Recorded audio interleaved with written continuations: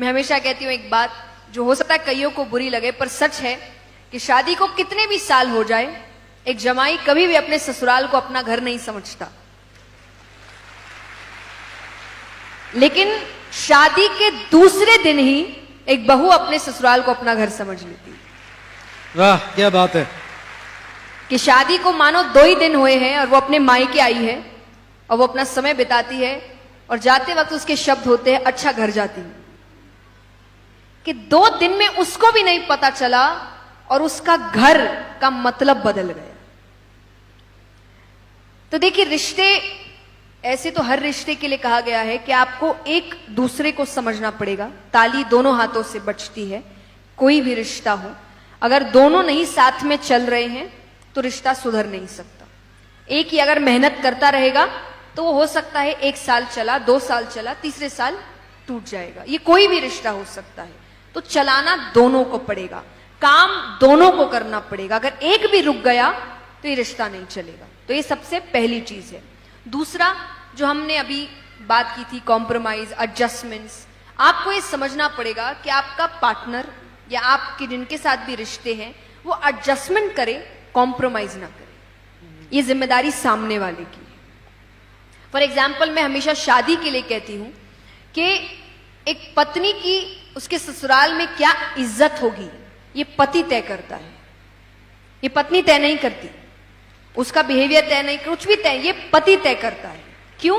क्योंकि वो उसके पीछे आई है जी। ये उसके लिए एक नई दुनिया है।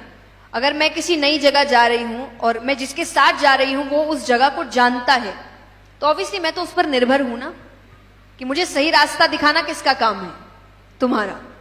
मेरा यहां ध्यान रखना किसका काम है? तुम्हारा।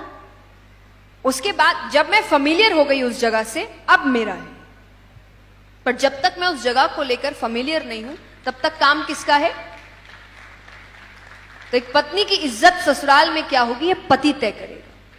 उसके राइट्स क्या होंगे ये पति तय करेगा। तो इसीलिए जरूरी है कि जिस पर जिम्मेदारी है वो अपनी जिम्मेदारी उस वक्त ले।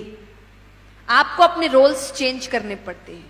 मैंने हमेशा कहा है कि रोल्स किसी के निभाए नहीं गए थे कि घर का काम ये करेगा, बाहर का काम वो करेंगे। और भगवान ने तो बिल्कुल नहीं सिखाया था। भगवान ने तो हर काम किए हैं।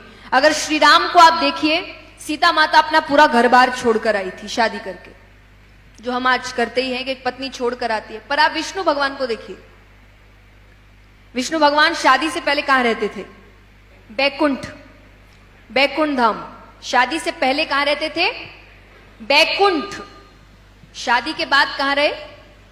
क्षीर सागर। लक्ष्मी माता कहां से आई थी? समुद्र मंथन में से, क्षीर सागर में से आई थी। तो असल में विष्णु भगवान कहां रहते हैं? घर जमाई है वो। दोनों काम हुए ना। यहां पर सीता माता आई तो वहां पर वो भी घर जमाई है। दूसरा रूप देखिए, जब गोपियों की और कृष्ण की बात आती है तो जब शाम का समय होता था भगवान गैया चराकर घर लौटते थे, जो उस वक्त का ऑफिस होता था जी। सुबह निकलते थे, शाम को आते थे, समय समय की बात है। भगवान आते थे, वहां जो गोपियां हैं वो भी दूध दही माखन बेचने जो जाती थी वो लौट कर घर आती थी। यानी काम करने दोनों गए। घर की जिम्मेदारी दोनों के कंधे पर है।